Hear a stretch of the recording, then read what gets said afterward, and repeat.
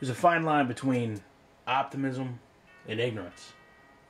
Being optimistic is saying we had an opportunity to go into the Week 3 game and get our first win of the year.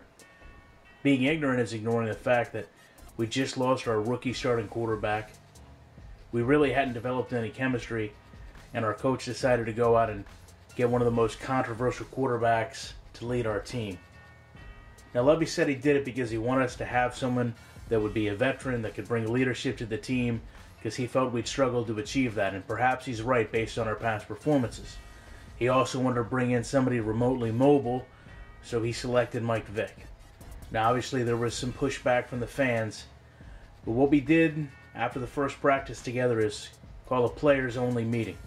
Myself, Vince Jackson, sat everybody down and explained that, personal feelings aside, there was football games that had to be won, and our pride was on the line no matter who was throwing or catching passes.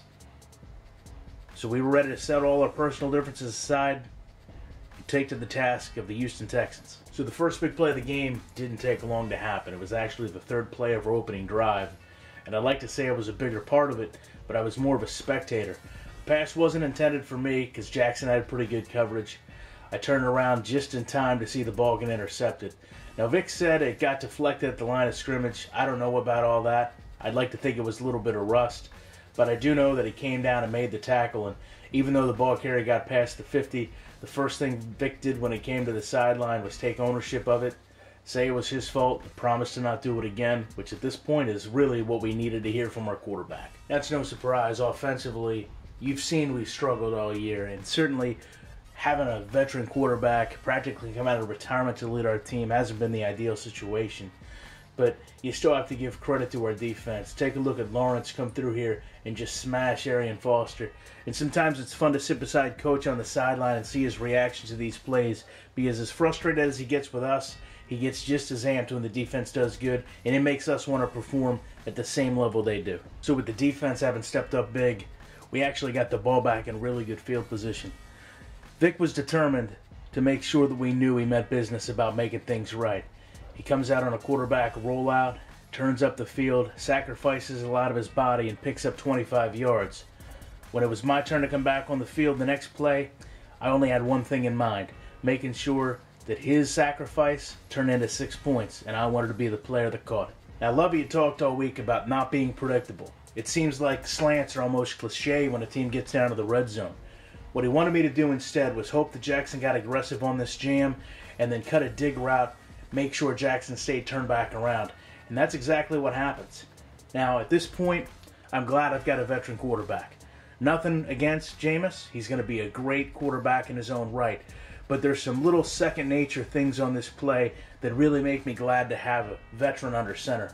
Number one, you have to throw this ball low. You don't want Jackson to come up over the top, be able to knock it down. And number two, you've got to get into a position where I'm going to be protected and not get smashed by a safety coming up over the top. And that's exactly how Vic places this ball.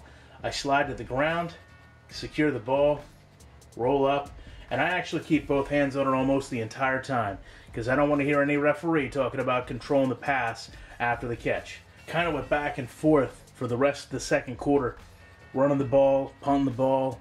They would kind of do the same thing. But when we had opportunities on defense, we came up and made big hits. In this case, Arian Foster fumbled it. The Texans were able to get back on it.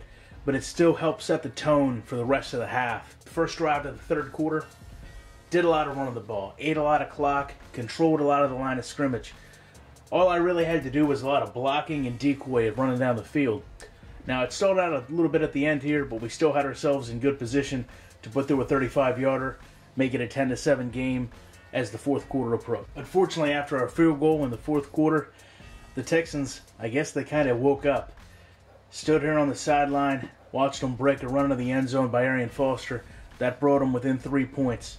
Obviously, Vic was frustrated, but he knew we had to go out, try to make a stand, win the game. To make matters worse, all we had to do was get a first down to seal the game. We weren't able to do it. We ended up punting the ball down, and a decent return actually put the Texans in a pretty good position to tie the game up or at least take the lead. So at the end of the game, about as dramatic as it gets. We've got no timeouts to give our defense a rest. The Texans are driving the ball down the field, and they actually get into field goal range before our defense steps up one last time to bail us out. Levante David gets a pick, dives to the ground to kill the clock. We go out on the field and celebrate the first win of the season. You know, it took a lot longer than we thought it would. It sure wasn't pretty. But one thing's for sure, we're going to enjoy the trip back to Tampa Bay, knowing we've got veteran leaders on this team ready to step up, and another win to hopefully duplicate next week.